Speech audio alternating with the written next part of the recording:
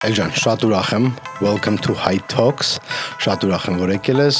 շատ սպասել եմ, մենք իրար հետ շատ ենք խոսացել քաղաքականությունից ու այս լինելու է այն կիզակետային իմ էֆիրներից, որ խորանալու են քաղաքականության մասին, հենց Հայաստանի մասին։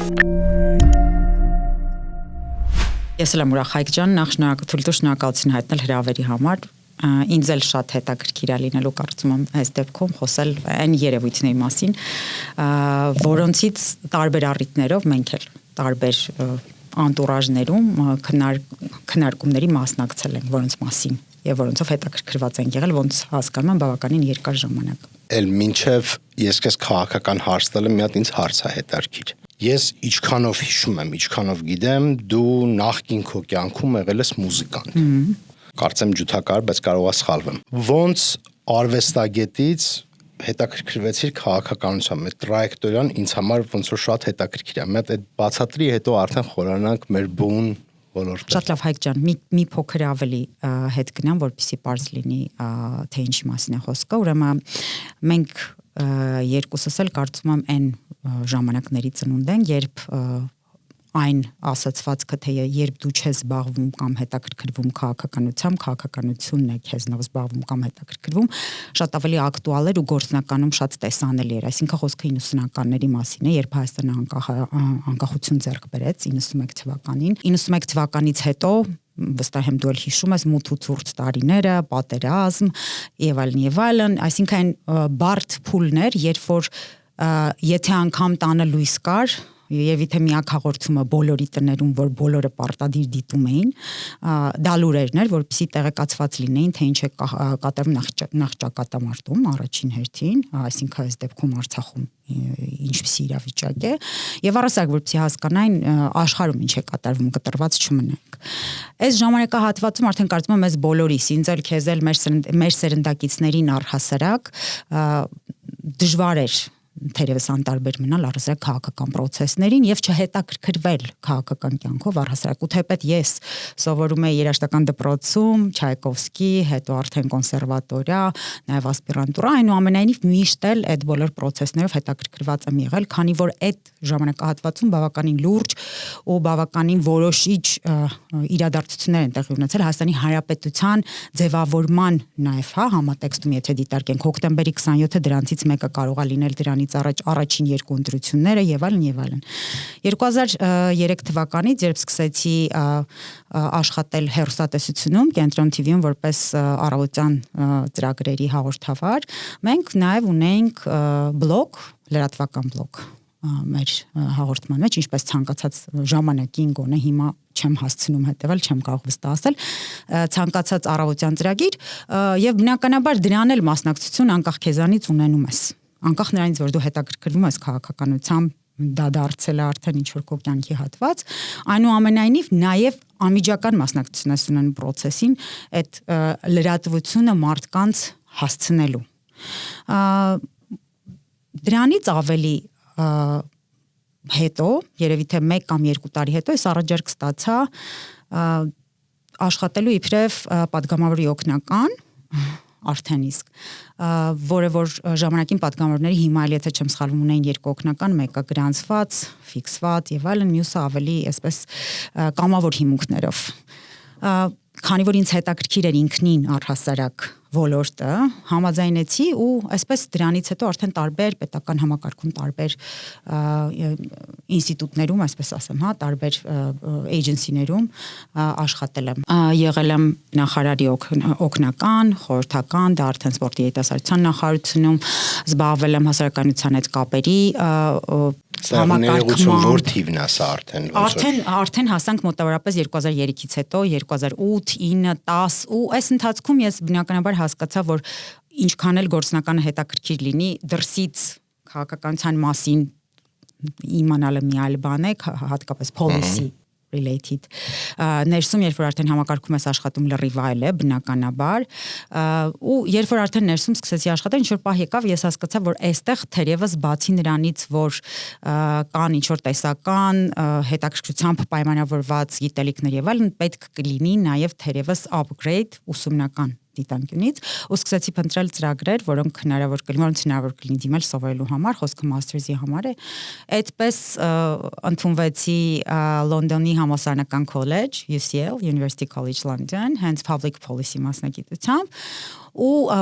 ոնց որ ավելի մասնագիտացա այս ուղղությամբ։ Ինչ էդ ասեմ, որ այս process-ում նաև ինչ որ հատված իհարկե իմ առաջին մասնագիտությամբ աշխատել եմ, քանի որ ինքս շատ սիրում եմ եւ սիրելով եմ սովորել նաև երաժշտություն, չես կարող չսիրել, որովհետեւ այնտեղ շատ երկար ժամերի պարապելու մասին է խոսքը, եթե մասնագիտական ուղղվածությամբ այս առաջ ընթանալու, բայց այնուամենայնիվ այնպես ստացվեց, որ կոնկրետ քաղաքականությունը երևի թե ավելի առաջնային տեղ վերցրեց ու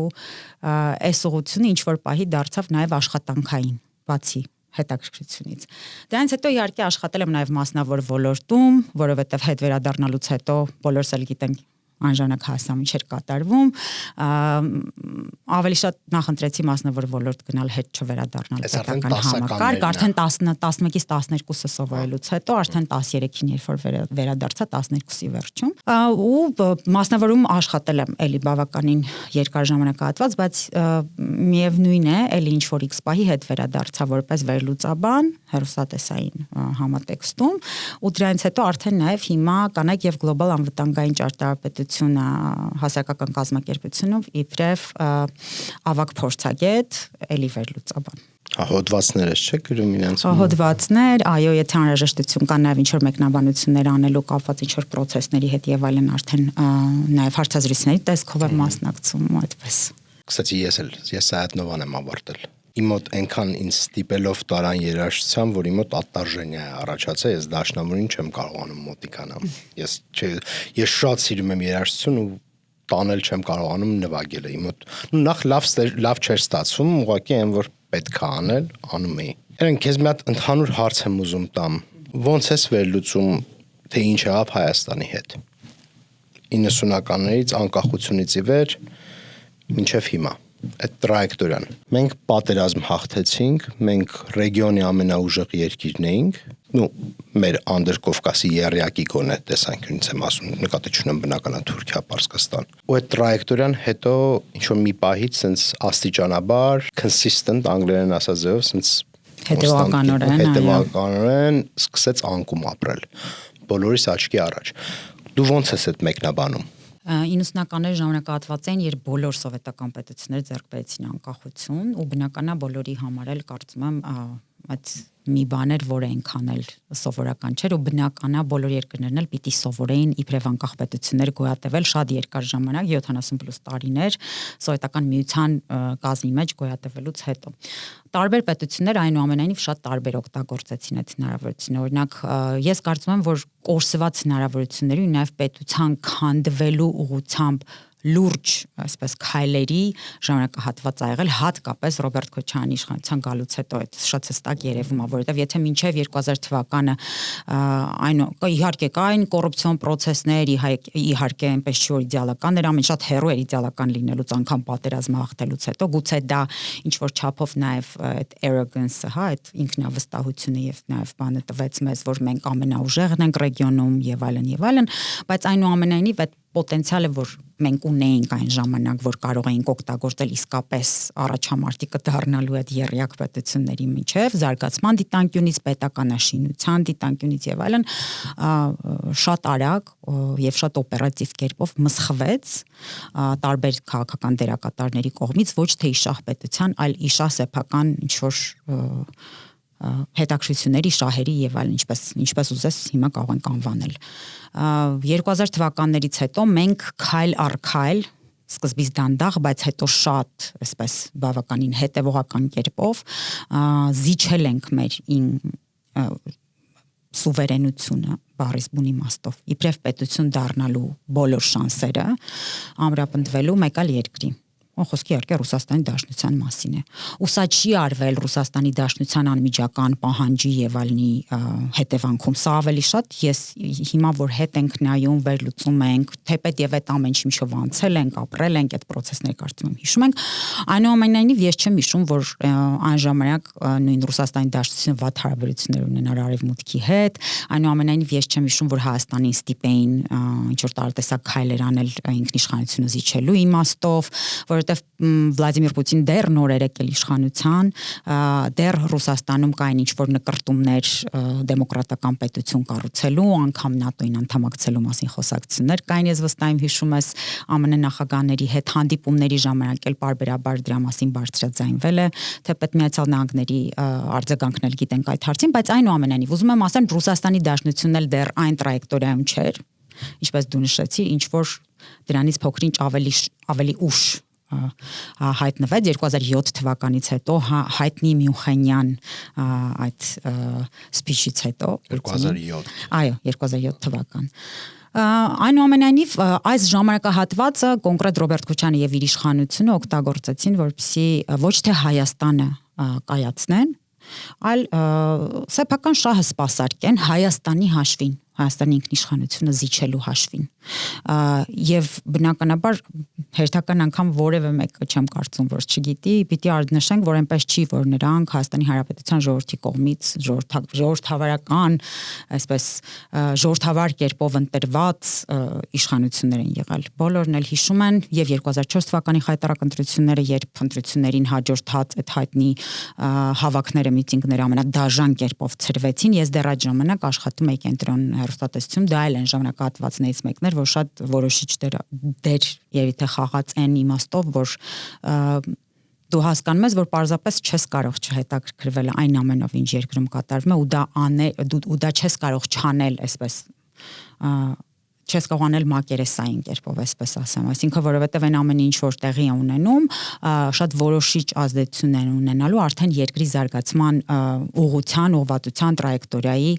վրա ու հետագայում արդեն մեր բոլորիս ճակատագրերի վրա բնականաբար դրանից հետո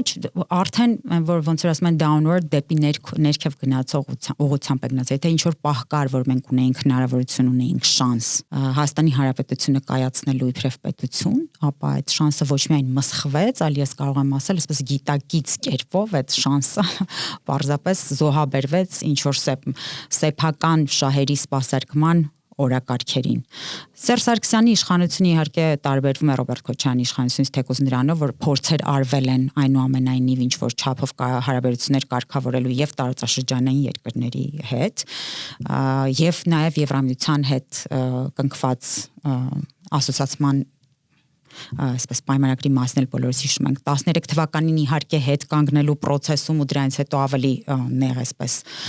շրջանակով դրան գալն բայց այնուամենայնիվ ինչ որ փորձ արվել է այլ հարց է որ Սերժ Սարգսյանը նույնպես չուներ լեգիտիմություն իբրև նախագահ եւ կարծում եմ դա էլ խանգարող հանգամանքներից մեկն է գուցե նաեւ լեգիտիմություն չունենալուց բացի չկար նաև այն ողնաշարը եւ քաղաքական կամքը, որը անհրաժեշտ էր, որպեսզի ժողովրդին ճիշտ ասվեր իրականում Հայաստանի Հանրապետության այդ պահին գտնված, այսպես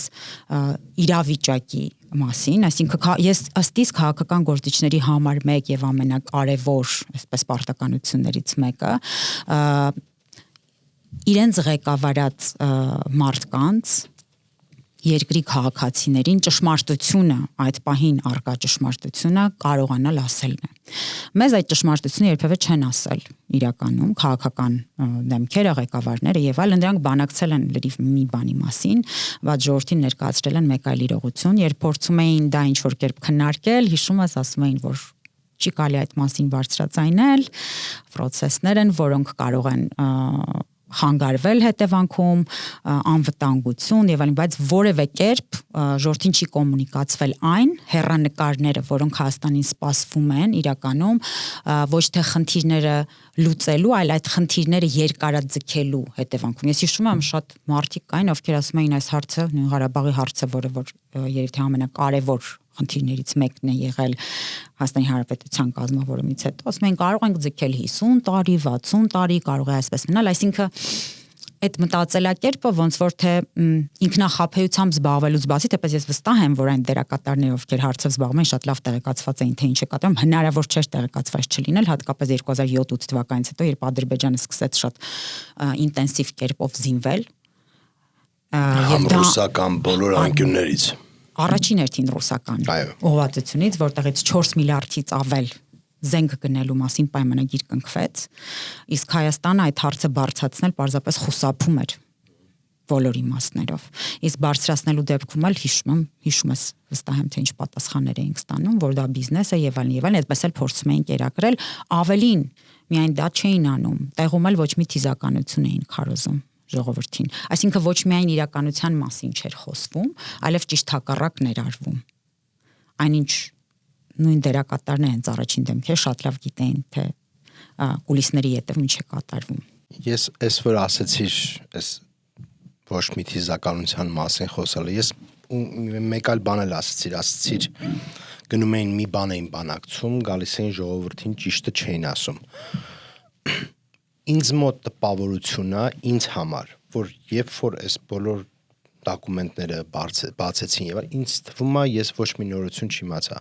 Իմ մոտ ամբողջ դասականների ընթացքում 2010-ականներին ոնց ես պատկերացրել եմ թե ինչ է կատարվում, հենց դոկումենտները այդ ցույց տվեցին։ То есть ինձ համար սյուրպրիզ աբսոլյուտը չի եղել։ Ինձ համար ավելի զարմանալի էր միշտ, որ համ այդ էր կատարվում, համ իրանք ոչ մի թիզականության վրա էին ոտը գազրել, ու թվում էր դա ոնց են ճիշտ ասում հայերեն բառը ռուսերեն ասեմ, կապկան, թակարդ։ Հա, ոնց որ կապկան լինի, ոնց որ դու մի կողմից քեզ flexibility, քեզ ճկունություն չես թողում, այս ժողովրդական լեզու ասես բազարը ճիշտ անես, կարողանաս ադապտացվես, դու քեզ փակում ես, ասում ես ոչ մի բան հետ չեմ տալու, մինչև Բաքու կգնանք կոֆե կխմենք, sense դատարկ ախմախ խոսում ես։ Դրան զուգահեռ դու ամեն հանդիպմանը գնում ես ու արդեն կամաց նույնիսկ այն երկրները, որ միշտ ծախել ես, որ քո ալյանսի մեջ են, քո դաշնակիցն են, արդեն իրանք են քեզ սկսում pressure անեն, որ նայ քեզ ոչ մի բանով պատժկա չեն կանելու, այս հարցը պետքա լուծել ու մեր պայմաններով, նո Ռուսաստանի մասին է խոսքը, մեր պայմաններով է պետք լուծել։ Բայց ինձ համար նորություն չկար։ Ես մասնագիտական, եթե կոմպոնենտով մոտնանք դարձին, այսինքն դու մարդ ես, ով զբաղվել է, սովորել է եւ այլն, այսինքն տեղեկացված եղել process-ներին։ Բայց քանի տոկոսներ Հայաստանի Հանրապետության բնակչության նույնքան տեղեկացված են բոլոր process-ներին, որքան ասենք ինչ որ մարդիկ, ովքեր փորձում էին այնուամենայնիվ վերլուծել ռեալ իրավիճակը։ Քանի տոկոսներ։ Դա շատ փոքր։ Գուցե մի տոկոսն էլ չլինի, եթե իրապես փորձենք, այսպես վերլուծել հասկանալու համար, թե քանի մարդ կար, որ առհասարակ զբաղվում էր դրանով, հետազոտում էր, գուցե լրագրողներից ինչ որ մարդիկ լինեն մարդիկ, ովքեր հետաքրքրվում էին մասնագիտական իմաստով, գուցե ինչ որ մասնակցություն են ունեցել տարբեր process-ներին, ժողովրդի հիմնական մասը առհասարակ տեղյակ չէր, թե ինչ է կատարում, գուցե ինչ որ չափով դա նաև escapism-ի, այսպես իրականությունից խուսափելու տարբերակներից մեկն էր, որ նաև ժողովրդի մի մաս իհարկե ժողովրդին կերակրվում էր, որ մենք հաղթել ենք, տարածաշրջանի լավագույն բանակ ունենք, բայց Հայաստանի Հանրապետության քաղաքացին էլ ուզում էր դրան հավատալ իրականում, որ դա հենց այդպես էլ կա։ Բայց միևնույն է, դա որևէ կերպ չի արդարացնում Հայաստանի Հանրապետության նախկին իշխանություններից եւ որևէ մեկին, որովհետեւ իրականում նրանք նժարին էին դրել Հայաստանի Հանրապետության քաղաքացիների, երեխաների, թոռների եւ այլն, այսինքն ապագա մեր սերնդի ճակատագիրը։ Հա փորձում եմ վերլուծեմ, թե որ պահից մեր ձեռքից այդ բանը գնաց, այդ հնարավորությունը ինչ որ մի բան փոխելու։ Թեժ պահներ, որ կարող լիներ, բայց ինձ թվում է մինչև 2002-3 հələ հնարավոր էր։ Դաժե 4, ձգենք 5։ Իսկ բայց 5-ից հետո արդեն իր Ադրբեջանի օգտին էր գնում խաղը։ Իսկ ես կարծում եմ, երբ որ արդեն սկսեցին Բաքու-Ջեյհան նավթամուղը կառուցել, դրա մասին արդեն առհասարակ քննարկումները գնաց եւ այլն, դրանից այդ պահից ի վեր առհասարակ հնարավոր չէր։ Իմ 2004-5 թիվը, երբ որ Բաքու-Ջեյհանը սկսեց գործել, արդեն փողը սկսեց գալ։ Արդեն, հա, բայց իրականում եթե ավելի հետ նայենք, Ադրբեջանը կարծում եմ արդեն իսկ պլանավորում էր թե ինչ պիտի անի։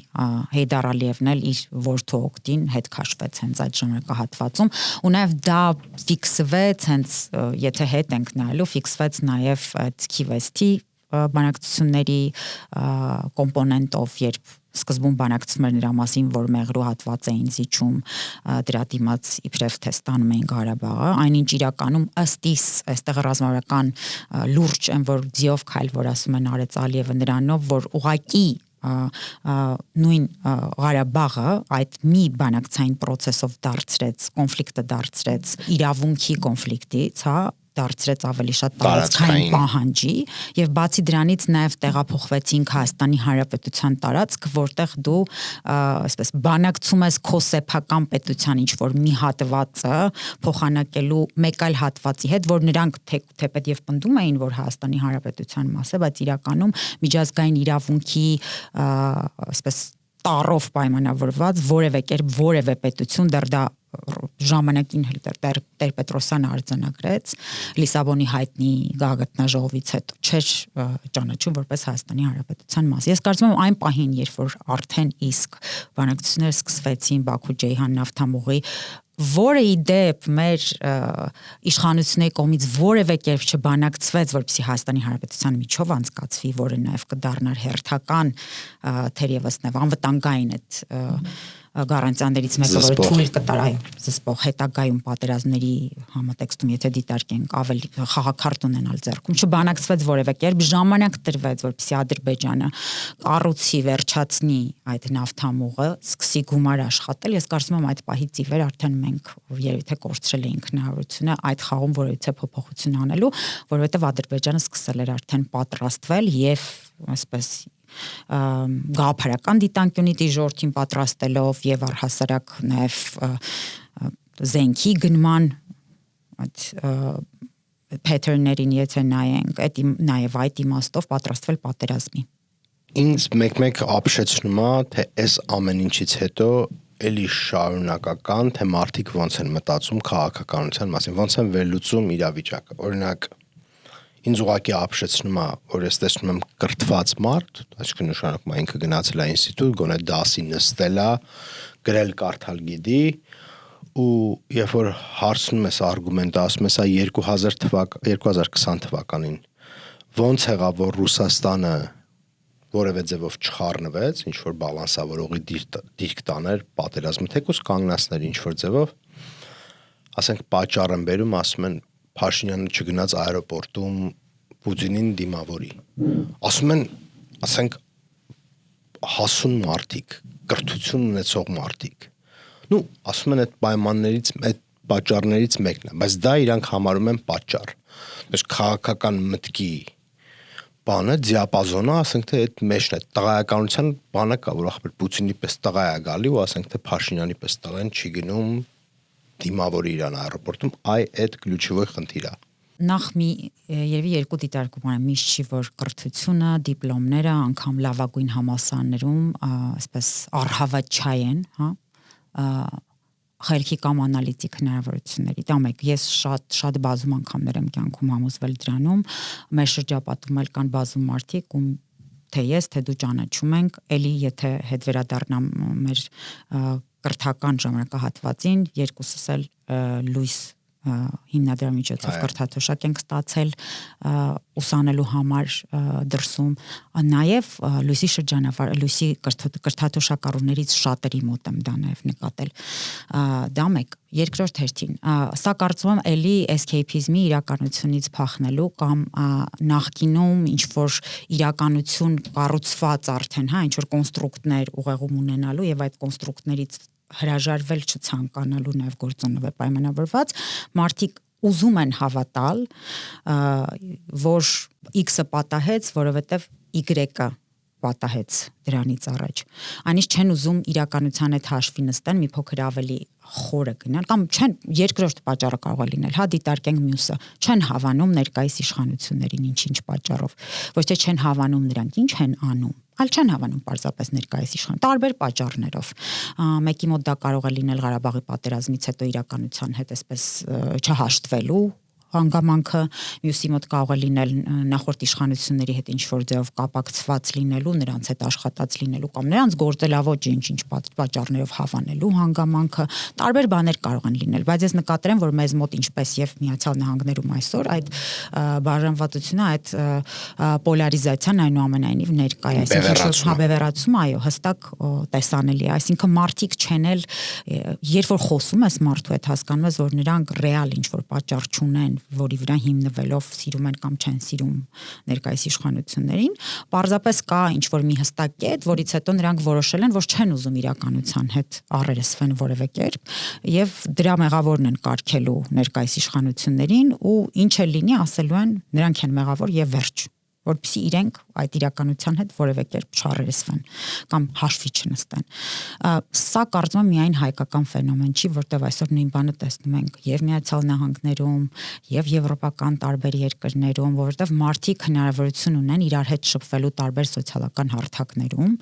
գտնելու մարդկանց, ովքեր իրենց հետ համակարծիք են, պարտադիր չի, որ այդ համակարծիք լինելու հանգամանքը հիմնավորված լինի ինչ-որ ռեալ, ինչ-որ հիմքով, բայց գտնում են ինչ-որ մարդկանց խմբերի, ովքեր իրենց հետ համակարծիք են, ու քանի որ գտել են մարդկանց, ովքեր իրենց հետ համակարծիք են, դա իրենց համոզվածություն է տալիս, որ իրենք այնուամենայնիվ ճիշտ են, որովհետև տեսեք, այնտեղ էլի մարդիկ կան, որ նույն կերպ են մտածում։ Ֆիդբեքը նույնն է, չէ՞, ռաունդը միշտ Մաուգլիի մուլտն եմ հիշում, սովետական Մաուգլիի մուլտը, եթե կհիշես, կապիկներին երբ հարցնում են, թե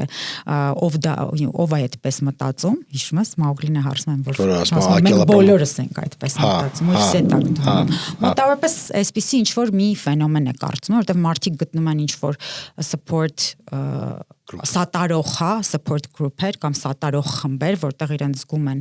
այդ խմբի ներկայացուցիչ ու դրանով միայն պայմանավորված արդեն գալիս է այդ համոզվածությունը, որ իրենք ճիշտ են, որտեղ էլի մարդիկ կան, որ այդպես են մտածում։ Կարծում եմ սա է, ու այստեղ կրթությունը շատ դեպքերին ոչ թե օգնում է, այլ խանգարում է, որտեղ երբ մարդը գիտի, որ ինքը ունի X մակարդակից վերև գտնվող կրթական ցենզ, դա իրեն տալիս է վստահություն, որ ինքը չի կարող սխալ լինել, որտեղ ինքը այդ դիպլոմը ունի, այդ կրթությունն է ստացել։ Այսինքն տենց է կապում, օրինակ ինձ մեկ թվում է, որ ոնց որ ասիր սոցիալական ցանցերը, այդ feedback loop-ը, որ մարդիկ սայլո են ոնց որ դառնում, իրանց փակ խմբերն են գտնում ու իրարով feedback իրար տալու նույն թեմայի շուրջը առանց քննադատական թե critical thinking-ը ոնց է հայերեն։ Քննադատական առանց մոտեցումներ ցուցաբերելու, անալիտիկ վերլուծական առանց չկա։ Այսինքն մեկը չի հարցը տալի, որ այդ արգումենտ անում ես նույն Փաշինյանը չգնաց аэроպորտում դիմավորի, արդյոք այդ аэроպորտ չգնալը այտենց վիսոմի հարցա, որ այտենց ազդելու է գեոպոլիտический раскладի մոտ Փաշինյանը։ Բայց երբ ասում ես, որ այնպես չի, որ Ալիևը գնաց դիմավորեց Պուտինին, ավելին Ալիևի չափ երևի թե վերջին տարիների ընթացքում Պուտինին ոչ մեկ չի նսեմացրել եւ ստորացրել, ավելին ասեմ, տարբեր առիթներով, ու դա արվել է բավականին հանրային կերպով, նրանք որևէ կերպ, այսպես ինչ որ ջանք անգամ չեն թափում, որպեսզի մի հատ վերլուծեն իրավիճակային ու հասկանան, որ անգամ եթե իրենք այդպես են մտածում, դա չի կարող հիմնավորված լինել, որովհետև այդ ոնց ստացվեց, որ Ռուսաստանը նույն կերպ չի վերաբերվում Ադրբեջանին, բայց այսպես կարող է վերաբերվել, որովհետև ինչ որ մարդիկ կան, ովքեր ասել են այդ միտքը, նետել են հրապարակ, այսպես, ու հեշտ միտք է, հետա կարելի է պարզապես վերցնել պատրաստի, այդպես ինչ-որ օգտագործել իրականում։ Ես մի հատ վախ ունեմ, թե ինչա հիմա կատարվում, տես, մենք Հայաստանը ըստիս ճիշտ է անում, որ ամեն ինչ անում է, որ իր կախվածությունը նվազեցնի Ռուսաստանից։ Իսկ մաշան պետք է շատ շուտ դա անենք, որովհետև երբ դու կախված ես մեկ այլ երկրից, դու այդ երկրի շահերին զոհաբերել ես։ Ինքը այնքան պարզ աքսիոմա է քաղաքականության մեջ, միջազգային հարաբերություններում ու այդ մարդիկ էլի չեն ուզում ընդունել, որովհետև տենց ձեռ չի տալի, ավելի ձեռատալի ասել ուղղակի էս մի ադմինիստրացիան է ամեն ինչի մեղավորը, որը դե հեշտ է այդպես։ ու բանա բավականին պարզեցված է։ Բայց ես հետեւյալ վախ ունեմ, քանի Փաշինյանի ադմինիստրացիան փորձում է Ռուսաստանի կախվածությունը նվազեցնի, ես վախենում եմ, որ գա մի պա, որ իներցիայով ինքը ինչ որ մի պա այնքան այդ ատպորը տա ռուսերեն բառով ասեմ, որ հանգարց հայտնվի ավելի շատ Թուրքիայի ազդեցության տակ։ Էլի ոնց որ մանապոլիստիչսկի այդ վեսը ուղակի փոխվի։ Դու ստե տենում ես վտանգ ու արդյոք արժի Հայաստանը ինչ որ ձևով փորձի Ռուսաստանին իր ուզած պայմաններով, իր չափով, գիտակցելով որ Ռուսաստանը պետքա պահի ազդեցությունը ստեղ, բալանսավորող գործոն։ Ոնց որ օքեյ է, թող մնա, որ կարողանաս դու alternate անես այդ երկու մեծ խաղացողի մեջ ռեգիոնում, պլյուս Միացյալ Նահանգներն է գալի իրավեսով, պլյուս եթե Իրանից, չգիտեմ ինչա լինելու Իրանի հետ, եթե Իրանը լինի, ստեղծես մի հատ իրավիճակ, որտեղ շախմատային լեզվով ասած պատային իրավիճակ է, այսինքն դոմինանտ շատ մեծ ուժ չկա ռեգիոնում ու դա ստեղծի այդ պատային իրավիճակը, որ ամեն հաջորդ մարգինալ քաղաքական առավելությանը հասնելը հղիակ անկանխատեսելիությունով եւ հետեւաբար ավելի բոլորին ձեռատալի, որ այդ ստատուս քվոն այտենց մնա, պատերազմի էսկալացիա չլինի։ Արձանագրենք, որ Հայաստանի Հանրապետությունը Ռուսաստանին չի հայտարարել թշնամի որևէ կերպ եւ չի փորձում Ռուսաստանին առասարակ թշնամի դարձնել որևէ կերպ։ Ինչ է անում Հայաստանի Հանրապետությունը ըստիս, եթե վերլուծենք այն գործողությունների շղթան,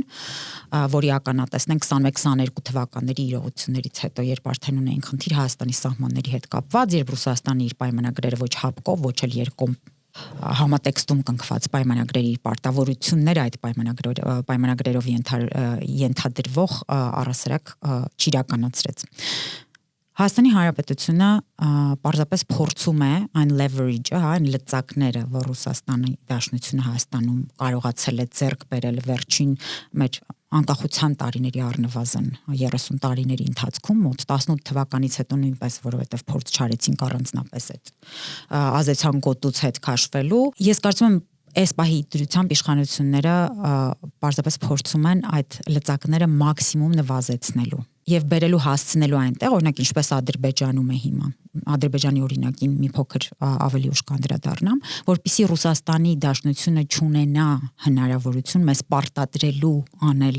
քայլեր, այսինքն մեր օգտին անել զիջումներ, իր շահերը Թուրքիայի հետ կլինի, մյուս երկրների հետ կլինի, սպասարկելու համատեքստում։ Այնինչ այսօրվա դրությամբ կամ մինչև թեկուզ 22-23 թվականը, որովհետև հիմա իրավիճակային ռեալ փոփոխություն ունենք եւ դա միայն իհարկե մեր իշխանությունների կողմից բավականին լուրջ աշխատանք այդ ուղղությամբ արվել է, բայց նաեւ այնտեղ կային աշխարհաքաղաքական օբյեկտիվ այլ իրողություններ, Ուկրաինայի պատերազմը թերևս առաջնայիններից մեկը լինելով, որ Ռուսաստանի համար դարձավ լուրջ փորձաքար ու ամբողջ աշխարհին թերևս ցույց դրեց Ռուսաստանի թուլությունները, ասես լեգենդներից եւ միֆերից դեն, թե իրականում ինչ ունենք ռեալ։ Այսօրվա դրությամբ փորձ է արվում պարզապես այդ լծակները Հայաստանի Հանրապետության վրա առկա գոյություն ունեցող մաքսիմալ նվազեցնելու, հասցնելու մինիմումի։ Ավելին ասեմ, եթե մենք ուզում ենք Ռուսաստանի Դաշնության հետ երբևէ ունենանք լավ հարաբերություններ, Ռուսաստանի Դաշնության ազդեցությունը Հայաստանում պիտի հասցնենք մինիմումի։ Ինչպես օրինակ արել է Ադրբեջանը։ Հիմա Ադրբեջանի օրինակին անդրադառնամ, ինչպես խոսում էի, բոլորս գիտենք, որ Ադրբեջանը շատ վաղուց Թուրքիայի ռազմավարական դաշնակիցն է, մեկ երկիր երկու պետություն համատեքստում բազում անգամ դիտարկվող, եղբայրներ են իրար հայտարարում եւ այլն։ Բայց ինչ արեց Ադրբեջանը այն պահից ի վեր, երբ հասկացավ, որ Թուրքիայի ազդեցությունը կարող է ավելանալ, թեկուզ միայն պայմանավորված այն գործոնով, որ Ղարաբաղյան պատերազմում հաղթանակի հասնելու համար նրանց օգնել է Թուրքիան, եւ դրանով պայմանավորված կարող է նաեւ ունենալ ինչ որ նկրտումներ։ Նրանք Ռուսաստանի հետ ռազմավարական դաշնակցության մասին պայմանագիր կնքեցին, որպեսզի Թուրքիայի ազդեցությունը տարածաշրջանում բալանսավորեն Ռուսաստանի ազդեցությամբ։ Այսինքն սրա մասին նրանք էլ տեղում ժամանակին մտածել են, թեպետ ի տարբերություն մեզ, այնտեղ չկա 5-րդ շարասյուն, Ռուսաստանը չունի նման ներկայացվածություն եւ այլն։ Այսինքն այս ամենը հաշվի առնելով, այնուամենայնիվ սրա մասին Ադրբեջանը իհարկե մտածել է։ Մենք էլ մեր փորձով գիտենք, եղբայրական պետությունները միշտ ինչ որ պահի նկրտումներ են ունենում, չէ, ավելին ստանալու այն պետություններից, որոնց փոքր եղբայրներ են համարում։ Հիմա մեր դեպքում էլ մենք պիտի կարողանանք հասցնել այդ բալանսի խախտվածությունը այն մակարդակի, որտեղ մենք իսկապես կկարողանանք այսպես պարտներային հարաբերություններ ունենալ Ռուսաստանի Դաշնության հետ, ոչ թե փոքր եղբոր, մեծ եղբոր կոնցեպտի, այսպես դիտանկյունից, այլ ավելի շատ պետությունների, որոնք նույն տարածաշրջանում են գտնվում, չեն կարող իրարից որևէ կերպ խուսափել, ոչ Ռուսաստանն է կորելու, վաղը չեմ իսօր անհայտանալու, առնվազն տեսանելի ապագայում հուսամ ոչ էլ մենք, եթե շարունակենք այն տրայեկտորիայով, որով գնում ենք։ Այդ իսկ պատճառով պիտի բերել բալանսավորել հարաբերությունները մյուս պետությունների տարածաշրջանային եւ ոչ տարածաշրջանային այլ ակտորների հետ հարաբերությունները բերելով այն մակարդակի, որպեսզի կարողանանք այդ ազդեցությունը բալանսավորել, բերել ինչ որ X մակարդակի հասցնել։ Հիմա ինչ Թուրքիային է գալիս, էլի փոքրինչ եւի հետ գնամ ու հարց տամ քեզ, ակնկալելով քո պատասխանը։ Ես շատ եմ մտածել այս այս մասին, թեպետ նաև ունեմ իմ պատկերացումը դրա մասին, կարող ենք քննարկել, բայց այնուամենայնիվ, ինչպես ստացվեց, որ 1920 թվականին Թուրքիան եւ Ռուսաստանը այն ժամանակ պայմանավորվեցին ու կիսեցին Հայաստանը, բայց Ռուսաստանի դաշնությունը դարձավ հիմիկվա դաշնությունը այն ժամանակվա Ռուսաստանը, որ սովետական միությունը արդեն հետո դարձավ եւ հավաքեց մնացած պետություններին։ Ռուսաստանը դարձավ հավերժ բարեկամ, իսկ Թուրքիան դարձավ հավերժ թշնամի։ Թեպետ Ռուսաստանը ինքը օգնեց Թուրքիային, որպեսզի գրավի արևմտյան Հայաստանի այն հատվածները, որոնք դեռ հայաբնակ էին եւ ինչ որ X պահի նաեւ հայրը մտածում էին, որ կարող են դառնալ Հայաստանի Հանրապետության ինչ որ մի մաս, շատ լավ հիշում ես Լենինի եւ Քեմալի պայմանավորվածությունը այդ իմաստով, ու նաեւ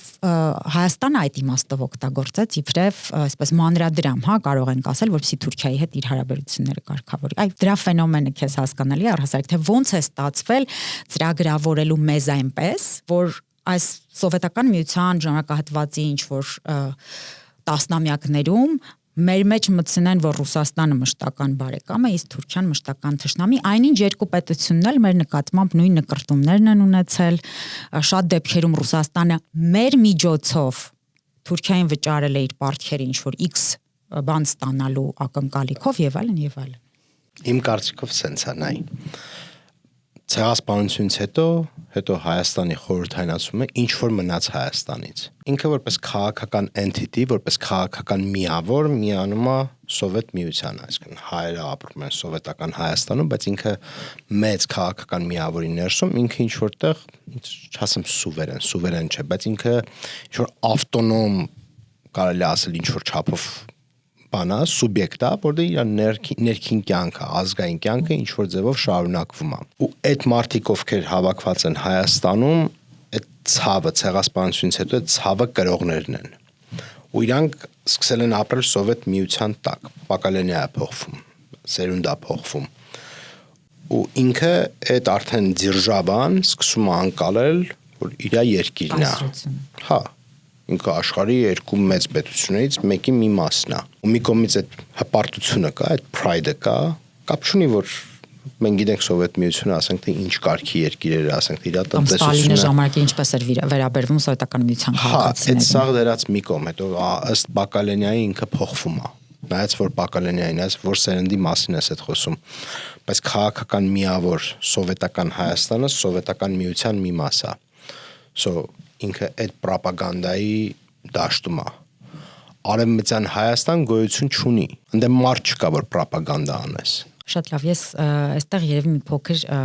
էլի փորձեմ հնին անդրադառնալ։ Ուզում եմ հիշեցնել, որ մինչև 45, 46, 47 անգամ մինչև 50-ական թվականներ, քանի դեռ Թուրքիան հիշեցման կարգով ուղղակի, քանի դեռ Թուրքիան ՆԱՏՕ-ի անդամ պետություն չէր դարձել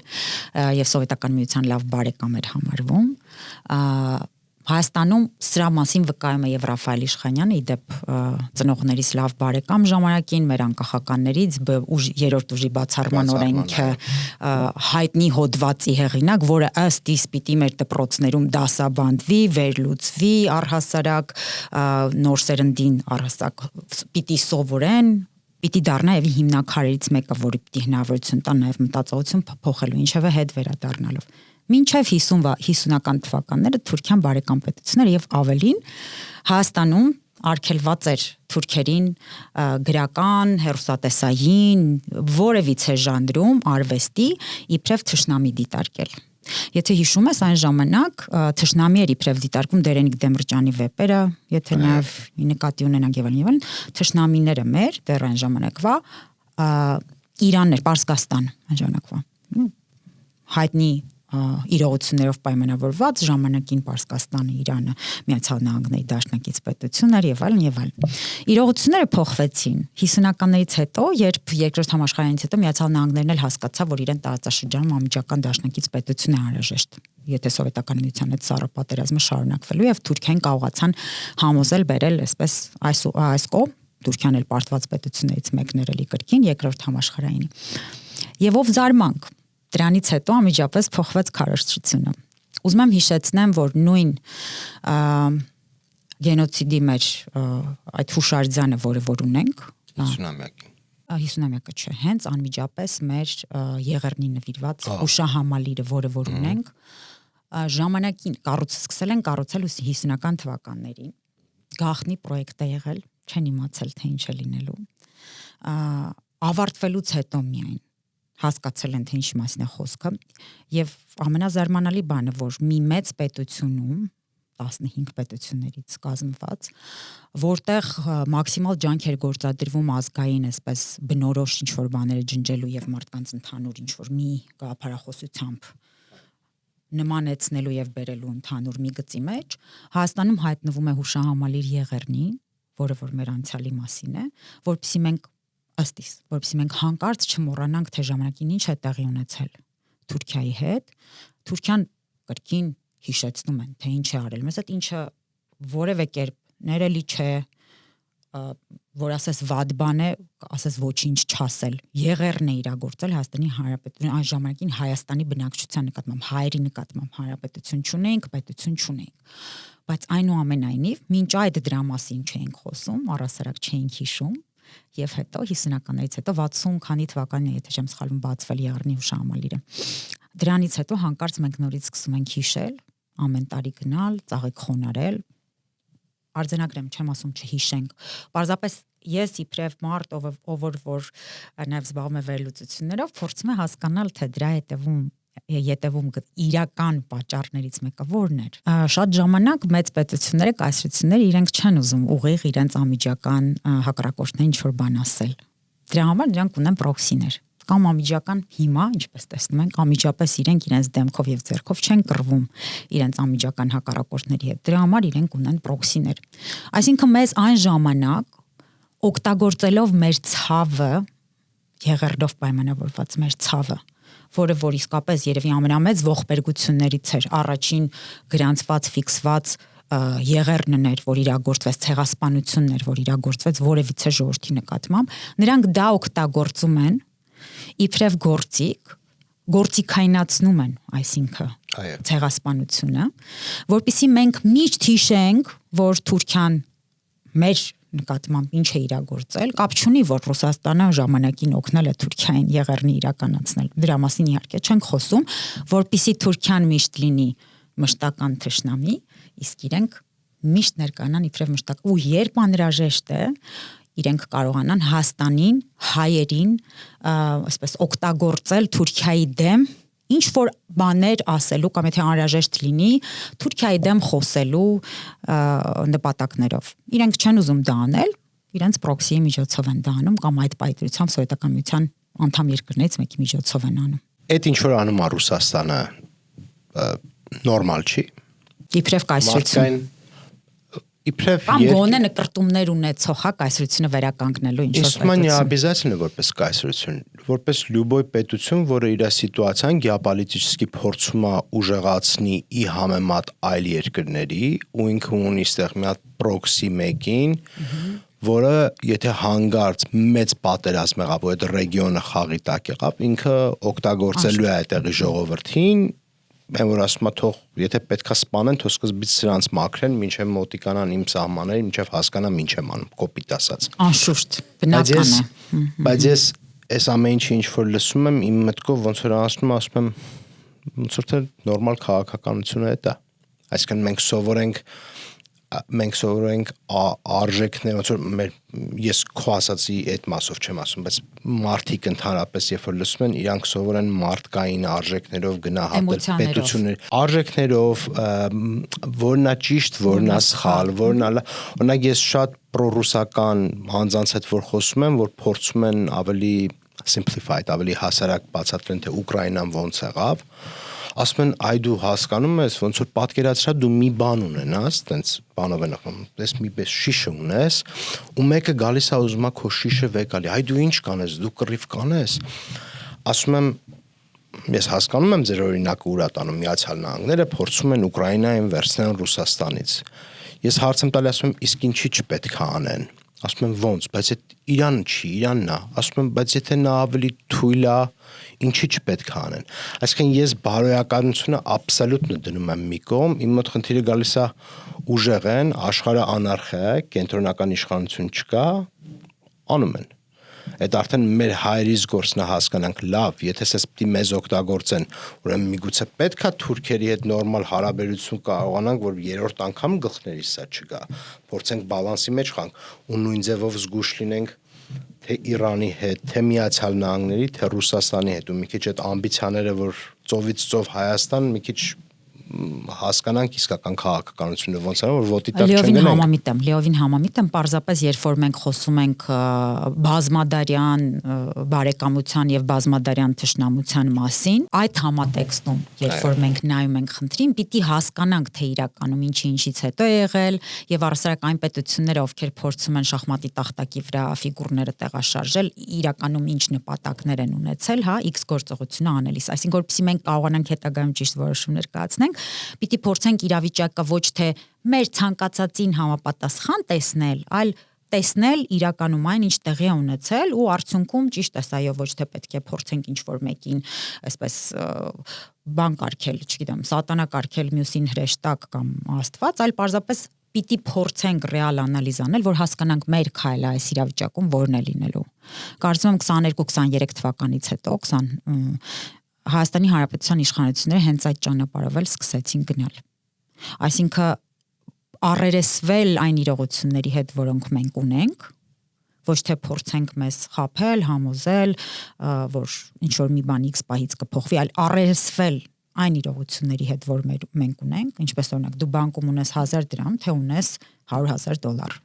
Մենք միշտ շարժվել ենք այնպես, կարծես թե բանկում ունենք $100,000, այնինչ մեր ունեցածը եղել է 1000 դրամ եւ մեր բոլոր խաղադրույքները, գործողությունները եւ այլն արել ենք այնպես, ինչ կարծես թե $100,000 ունենք, այնինչ չենք ունեցել, իրականում այդ 1000 դրամն էլ դրել ենք այսպես վտանգի տակ, իրական կորցնելու եզրին ենք հասել դրանով պայմանավորված։ Այ հիմա կարծում եմ այդ process-ներն են տեղի ունենում։ Որպեսզի կարողանանք իրավիճակային մեր ձեռքը վերցնենք նաև մեր ճակատագիրը որոշելու կարողությունը եւ նաև իրավունքը, այո, պիտի կարողանանք առերեսվել այն իրողությունների հետ, որոնք առկա են, հասկանանք թե ինչ դերակատարներ կան, ինչ շահեր ունեն այդ դերակատարները եւ ինչ շահեր ունենք մենք ու ոնց ենք կարողանալու մեր շահերը սպասարկել, մեր հարաբերությունները այդ բոլոր դերակատարների հետ համապատասխան ձևով բալանսավորելով։ Հեշտ է բոլորովին, բայց ով ասեց, որ պիտի հեշտ լինի։ Եվ ով ասեց, որ առասարակ ինչ որ տարբեր պետությունների հետ հարաբերություններ ստեղծելը, կառուցելը, պահելը առասարակ հեշտ process է։ Որևէ պետություն մյուս պետության բարեկամը չէ։ Ուզում եմ ես արձանագրենք ցանկացած պետության հարևանները նրա անմիջական մրցակիցներն են։ Եթե որևիցե մեկի մոտ ինչ որ առումով լավանում են դիրքերը, մյուսը բնական է դրան ավելի խանդով է նայելու եւ անմիջական դիրքերի, ասենք, կամ գործողությունների փոփոխության միջոցով փորձելու է ուրիշ առավելության հասնել այլ ուղղությամբ, որպեսզի չհայտնվի վիճակում, որտեղ իր շահերը արդեն կստորադասվեն այդ հարևան բարեկամ պետությանը։ Ի վերջո Եվրամիության այդ հայտնի կարծեմ չեմ հիշում ով էր նշել հայտնի դերակատարներից, որ ասում է ձեզ թվում է մենք բոլորս իրար շատ սիրում ենք, իրար հետ շատ լավ բարեկամներ ենք, այնինչ մենք Եվրամիությունը ստեղծեցինք, որովհետև իրականում մենք իրար հետ չունեինք լավ հարաբերություններ, անգամ իրար հետ մրցակցում ենք եւ իրար չէինք սիրում, ստեղծեցինք այս ընդհանուր միջավայրը, որտեղ կկարողանանք ընդհանուր շահ գտնել եւ իրար հետ համագործակցել։ Հիմա մեզ մոտ էլ թյուր կարծիք կա, որ եթե Եվրոպայում լինեինք, մեր գործերը լավ կլինեին, որովհետեւ մեր հարևանները կլինեին եվրոպական, այսպես ցիվիլ պետությունները, ոչ թե կլինեին այն հարևանները, որոնք ունենք։ Այնինչ իրականությունը այդպեսին չէ։ Մենք ուզում ենք այդպես տեսնել, բայց եթե համաշխարհային պատմության օրինակներին նայենք, չկան պետություններ, որոնք իրար հետ եղել են։ Առասարակ Եվրոպան էլ եթե նայենք այն ժամանակահատվածը Ռիշելիեից հետո, հայտնի Քիսինջերի, այսպես դիվանագիտություն գրքի մոտիվներով անգամ եթե, հա, առաջ շարժվենք, այնտեղ առհասարակ այդ մրցակցության ոգին բավականին այսպես ցայտուն կերպով նկարագրված է, այսինքն պետությունները միավորվում էին իրար հետ երրորդ պետության հետ պատերազմելու համար, ոչ թե նրա պատճառով, որ այդ երրորդ պետությունը վատն է, քխ է, չեն սիրում եւ այլն, այլ որովհետեւ եթե այդ երրորդ պետությունը հանկարծ ուժեղանար, բնականաբար իրենց անմիջական շահերն էին ստորադասվելու այդ ուժեղացող պետության շահին։ Այսօր Բելգիան էր միանում Ֆրանսիայի հետ երրորդ պետության հետ կռվելու համար, վաղը այն պետության հետ էր միավորվում, հետ կռվել է 3, ասենք թե, թե որպեսզի կռվեր, ասենք Ֆրանսիայի դեմ Բելգիան, որովհետև հանկարծ Ֆրանսիայի մոտ էր սկսվում բալանսի փոփոխություն տեղի ունենալ։ Բայց մեզ մոտ ավելի շատ ներարկել են երևի թե սովետական միության ժամանակահատվածում այն մտայնությունը, որ այս պետությունը հայամետ է, այն պետությունը հայամետ չէ, սա մեզ սիրում են, ամես չի սիրում, մենք սրանց սիրում ենք, սիրելով քաղաքականությունում չեն առաջնորդվում։ Քաղաքական առաջնորդներին էլ սիրելով չեն ընտրում։ Արսակ իմ համար դա մի քիչ հասկանալի է, այսպես կոնստրուկտ չէ, հա, եթե ավելին չասեմ, ընտրում ես նայելով, թե ինչ կարող է առաջարկել X քաղաքական ուժը, եւ եթե մինչ այդ ունեցել է իշխանություն, ինչպես է իրեն դրսևորել այդ իշխանությունը, այսպես ունեցած ժամանակահատվածում, որքանով է կատարել իր խոստումները, որքանով է իրականում սպասարկել հանրապետության կամ պետության կարիքները, քաղաքացիների կարիքները, որքանով է կարողացել երաշխավորել անվտանգությունը կամ առնվազն այդ ուղղությամբ ինչ որ ռեալ քայլեր անել, ոչ թե դրա մասին անդադար խոսել, ոչ մի թիզականությունից, այսպես ճամարտակել, բայց արդյունքում բերել պետությունը հասցնել փլուզման եզրին, ռեալ փլուզման եզրին։ Դեկտեմբերի վերջին ես Պետրոս Ղազարյանի մոռացել եմ այդ ծրագիրը ոնց է կոչվում, որ մի քանի մարդ են գալի քննարկումը, որ մի քանի քննարկում։ Ու կարծեմ դու էր այնտեղ ու կարծեմ առաջի հենց, եթե ճիշտ եմ հիշում, հենց առաջի բացումը ոնց որ քո քեզնով սկսվեց, դու եկի արգումենտ անում։ Ես նայեցի քո առաջի մասը, որ լսեցի, դաժե կարծեմ տակը գրել եմ, ասեմ, Էլջան, այս առաջի մասն եմ մենակ լսել, հետո չգիտեմ ինչ ես ասում, բայց արդեն լայք եմ դնում։ Ու բուկվալն մի քանի րոպե հետո մի հատ հարց տրվեց, կարող է խառնում եմ, կարող է one-on-one ինտերվյուներից էր Պետրոս Ղազարյանի հետ, sense մի հատ հարց տվեց, ինքը ասեց, այ էս մեր դեպի Եվրոպա, որ ասենք հայլ ենք անում, ինքը ինչ որոշում է, ինքը անվտանգային է, ինքը տնտեսական է, դու ընդեղ ասիր առաջի հերթին ցիվիլիզացիոն է։ Ես այդ sense եմ ինտերպրետացիանում, դու ինձ օգնի, ես հասկանամ, ես ճիշտ եմ ինտերպրետացիանում, թե չէ։ Մենք ուզում ենք Հայաստանը լինի այնպիսի երկիր, որտեղ օրենքի գերակայություն լինի։ Մեզ պետքա օրենք, մեզ պետքա միգուցե գույքի գերակայություն, որ գույքի ապահովությունը, հա, property rights, ես անգլերենով եմ փորձում թարգմանել property rights, սեփականության իրավունքները։ Հա,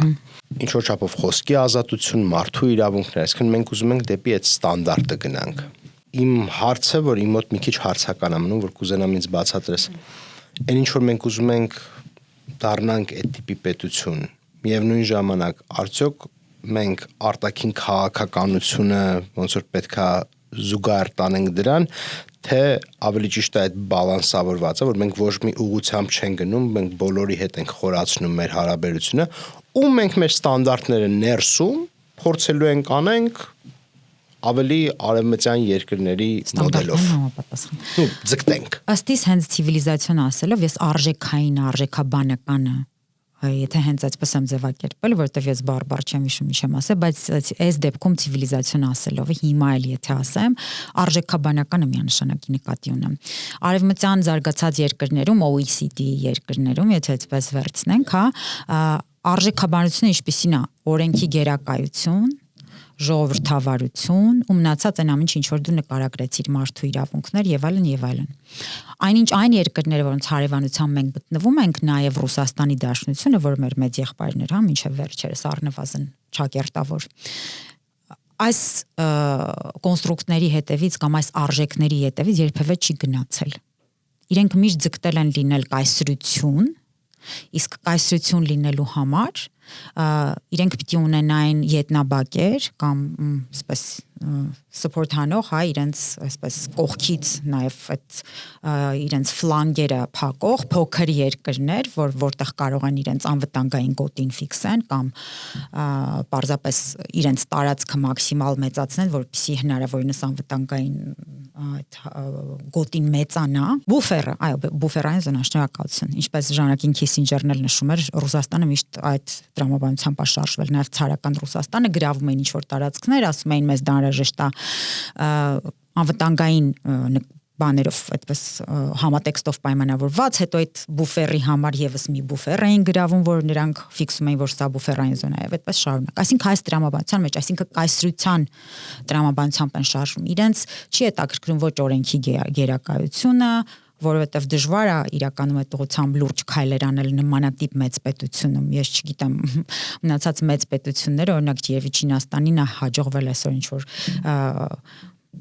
ֆիքսված ժողովրդի նկատմամբ ինչ-որ հստակ ինչ-որ կոնստրուկտ ստեղծել, որտեղ իր քաղաքացիները շատ օրինապաշտ են, հակառակ դեպքում շատ խիստ կպատժվեն, բայց դա մարդու իրավունքների վրա հիմնված չի, կա օրենք, բայց իրականում հիմնական շահառուն այս դեպքում ոչ թե քաղաքացին է, ինչպես պիտի լինի, այլ իշխանություններն են այս պայմանությամբ։ Իսկ իբրև ժողովրդավարական պետություն միայն Միացյալ Նահանգներին է հաջողվել դա անել ու բավականին երկար ժամանակ պահել այդ ստանդարտը, որպես այդպիսին իր 50 նահանգներով, թեպետ կարող ենք դիտարկել ամեն նահանգը իբրև առանձին պետություն, բայց այնուամենայնիվ իբրև միավորված, հա, իբրև միացյալ նահանգներ Ամերիկայի, թերևս միայն այստեղ է հաջողվել մեծ պետության, այսպես համատեքստում, այդ օրենքի գերակայության մոդելը հստակ կիրարկել։ Հիմա մենք ում ենք ուզում ավելի նմանվել այդ իմաստով Ռուսաստանին, Իրանին այսօրվա, որը որ ավելի եթե ավելի մեղմ փորձեմ ձևակերպել, ավելի ավտորիտար հիմունք, ոչ թե ավելի, այլ ավտորիտար հիմունքներով կազմավորված եւ նաեւ ղեկավարվող պետություն է։ Սովետական, պոստսովետական երկրներից որոշներինով որտեղ էլի ավտորիտար ավելի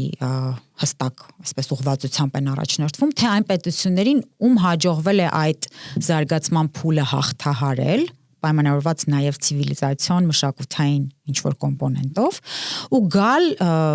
ժողովրդավարության դաշտ, որտեղ նրանք ունեն օրենքի գերակայություն, պետությունն է իրենց քաղաքացիների համար, ոչ թե քաղաքացիներն են պետության համար, նաև իրենց քաղաքացիների այդ անվտանգությունը, մնացած բոլոր իրավունքները ապահովել այդ համատեքստում, որն է մեզ ավելի նախընտրելի։ Այս բարգում, եթե մոդել ենք իբրև վերցնում, ես չեմ խոսում ինչ-որ միությունների մեջ մտնելու մասին, պահից դրությամբ։ Ինձ թվում է որպես ցանկություն ես ապրել եմ միշտ ժողովրդավարությունում, միշտ ասելով, այսինքն 17 տարեկանից 25 տարի, 26 տարի ապրում եմ այս երկրում, ապրում ժողովրդավարությունում, ես եմ հասկանում։ Ես իմ բնական պատասխանն է այդ։ Ես ուղղակի չեմ կարծում, որ այդ մոդելին ձգտելը պետք է նաև արտաքին քաղաքականությունը պայմանավորել դրա հետ։ Իմ կարծիքով արտաքին քաղաքականությունը միշտ պիտի պայմանավորվել մեր շահերով։ Շահերով, որի corners դրա հիմքում պետք է լինի անվտանգություն։ Տնտեսական ու ռազմական։ Այո։ Իմ մոտ բոլոր տեսակի անվտանգություն։ Այսինքն մենք արտաքին քաղաքականությունը իմ մոտ դոմինանտը էդ է, ոչ թե որ ասենք, չգիտեմ, Լիխտենշտեյն դեպի գնանք կամ գնանք դեպի Ֆրանսիա, թե գնանք դեպի Ռուսաստան։ Իմ մոտ ամենաճիշտը, որ այդ բալանսը դու կարողանաս գտնես գոնե հիմա, որտեվ քեզ հիմա ժամանակ է պետք, որտեվ դու ամենաթույլ պետությունն ես։ Ու սա կոկրտ շնչում է, որ մի կտոր տանեն։ Կոնկրետ կտոր են ուզում տանեն, շատ կոնկրետ տեղ կա, որ ուզում են տանեն, ու դու ինչ որ ձևով գտել ես մի հատ ստատուս քվո, որը ես վախում եմ հանգարց ոնց որ բան չլինի ինքը temporary ժամանակավոր ինքը չլինի։ Ես հուսով եմ ինքը ավելի երկարաժամկետ կլինի, այդ ստատուս քվոն կմնա, մենք էլ կկարողանանք ուժեղանանք ու արդեն նոր խելքով, նոր այս experience-ից ավելի պնդանանք։ Թե արդյոք մենք ներսում ինչ երկիր ենք ուզում, ես իմ experience-ից եմ, ես ավելի ձգտում եմ կուզենամ իմ երեխեքը ապրեն ժողովրդավար երկրում, քան լինեն ավտորիտար երկրում։ Միլիովին համակարծիք եմ այդ իմաստով։ Ու թույլ տուր մի հարց էլ տամ, քանի որ խոսեցինք դրա մասին, որ դու արդեն 20 տարուց ավել բնակվում ես Միացյալ Նահանգներում, 26 տարի։ Այսպեսի հարց, ինչպես է ստացվել, որ քանի որ խոսում ենք Ռուսաստանից, ժողովրդավարությունից եւ այլն, ինձ մոտ հարց առաջացավ, ինչպես է ստացվել, որ Միացյալ Նահանգներում բնակվող հայերի ինչ որ մի հատված, բավականին տեսանելի հատված առնվազն տոկոսային չեմ կարող հստակ ասել, Ռուսաստանի Դաշնության կողմնակիցն է կամ առնվազն Հայաստանի Հանրապետության համար այստեղ ապրելով հանդերձ, այնուամենայնիվ իրենք նախընտրում են Ռուսաստանին իբրև դաշնակից տեսնել։ Ինչով է սա պայմանավորված, այսինքն ռուսական ռոպագանդայի ազդեցությունն է, մշակութային ինչ-որ տենց բեքգրաունդով պայմանավորված այսպես ֆենոմեն է, այսինքն Հայաստանից գալով իրենց հետ բերել են պոստսովետական այդ մշակութային կամ մտածելակերպին հատուկ ինչ-որ բաներ, թե այնուամենայնիվ այստեղ իսկապես ռուսական ռոպագանդան կամ պրոռուսական ուժերի կողմից իրականացվող, հայկական տարբեր ալիքների նաև անմիջական մասնակցության ռոպագանդան ունի այդպիսի ազդեցություն։ Իսկ նայած ինչ սերունդի մասին ենք խոսում։ Ես ասեմ իմ observation-ը ու իմ experience-ը, իմ փորձից։ Իմ մայրս, իմ քերիներս, իրանց սաղ շրջապատը, իրանք երբ որ հավաքվում են, բոլոր իրանք 65% խոսում են ռուսերեն, 35% խոսում են հայերեն։ Իրանք են սերունդն են, որ ծնվել են 50-ականներին ու ասենք 70-ականներին, երբ որ իրանք եղել են ուսանողներ, ինքը են ամենազալատոյ ժամանակն ա եղել, այսպես ասած Սովետ միության, ու եթե իրանք էլ եղել են լավ ընտանիքներից, ինչ որ մշակութային ֆենոմեն, մշակութային կոմպոնենտով կարելի է դա պայմանավորել։ Կարող ավելի մի քիչ մարդկային հոգեբանության խնդիր է լինի, այդ իրանք իրենց մանկությունն են նաև կարոտում։ Այդ են վախտնա, որ Սովետ միությունում արդեն Beatles կարելի լսեր, то есть Սովետ միության արևմտայնացում էր ինչ որ գնում Աբբակար, Սանրեմո բան այդ սա գալիս էր, ասենք, խոսքը չէր գնում Ստալինյան Ռուսաստանի մասին, խոսքը գնում։ Իսկ ավելի երիտասարդները այդ դեպքում այդ սերունդն է, որը իր երիտասարդությունը հիշում, վայելելով ժողովրդավարության այնուամենայնիվ պրոռուսական։ Բենեֆիտներից օգտվելով, ասենք եւ այլն, բայց այն որ իրանց ավելի խոսքի տակ է այդ իրանք ռուսական ավտորիտարիզմը իրենց սիրտ ուզում Հայաստանի Հանրապետության համար։ Ավտորիտարիզմը։ Իրանք ավելի կարոտում են, որ ասենք այդ կրուժոկով կարային գնային Մոսկվա, հետո Լենինգրադ, հետո Կաունաս, հետո իջնեին Սոչի ու Սոչիում կհանդիպեին կոնսերվատորիայի ու բժշկականի երեխեք կգային։ Այդ իրանց մոտ այդ բանն է։ Իսկ երիտասարդները։ Հիմա երիտասարդների մոտ իմ կարծիքով գոնե ես մի հատ observation ունեմ, որ իմ կարծիքով շատ մեծ ֆակտոր է ռոպագանդան ու շատ մեծ նաև ֆակտոր է հենց Պուտինի ֆակտորը, կոնկրետ անձի ֆակտորը։ Ասեմ ինչ նկատի ունեմ։ Պուտինի նախորդող մարդիկ եղել են Ելցին, Գորբաչով, Բրեժնև, Խրուշչով, սենց մինչև Ստալինն է մեկ եղել ամուր, մեկը գայես է Պուտինը ու ինքը ռուսական ստերեոտիպը 90-ականներին երբ որ ասել որն է ռուս մարդու ստերեոտիպը, ասում էր ալկոգոլիկը։ Ասում էր ալկոգոլիկը։ Միջին ստերեոտիպ է, այս ոչ թե ես եմ ասում, ես Տոլստոյն է ասում, Դոստոևսկին է իր գրքերում, այսինքն նկարագրում լիքը, բան ինչա կատարվում բանակում եւ այլ, то есть սենց շարունակամ։ Մեկը գալիս է Պուտինը ու այդ որ տելևիզորով գնում է բան Սիբիր ու ասենք այնտեղ պետքա գործարանի աշխատող պրեզիդենտ приехал բան առաջին ոնց որ նոր անտրվել։ Ու նա գրում է որ պետքա իրար այդ ռյումկա բարձրացնեն, ինքը սաղ այդ խփում է ու ռյումկեն դնում, ասում է հիմա գնում ենք աշխատելու, խմելը հետո կխմեք։ Մեկը ռուս մարդու ու լյուբոյի համար ստերեոտիպ է ջարդում դեպի պոզիտիվը։ Այսինքն այդ կերպարը ու ինքը այնց իրանից այնց հետարքիր կերպար սարքեցին KGB-ի ինձ թվում է իրանց ռոպագանդայի sense կառուցվածքն է ինքը համ ախպեր է համ ընկեր է համ լիդեր է համ բանա մարդկային է թվում ասենք որ հարցնում են ասում են կարելի է մարդուներել այն որ կարս մտածում ես ինչ որ շատ հումանիտար պապիկ է ասող որ ասում են դա но не всё sense այդ իր խոսալձևը ունի հարթակից ինքը ֆորմա արևմտյան երկրներին ասում է вы хотя бы понимаете что вы сделали հա ասենք այդ նկարագրումը այդ Իրաքում թե դուք ինչ արեցիք այդ կերպարը այդ ուժեղ տղու ու աղջիկները որ երգ են հանում 2000-ականներին տակովը կակ Պուտին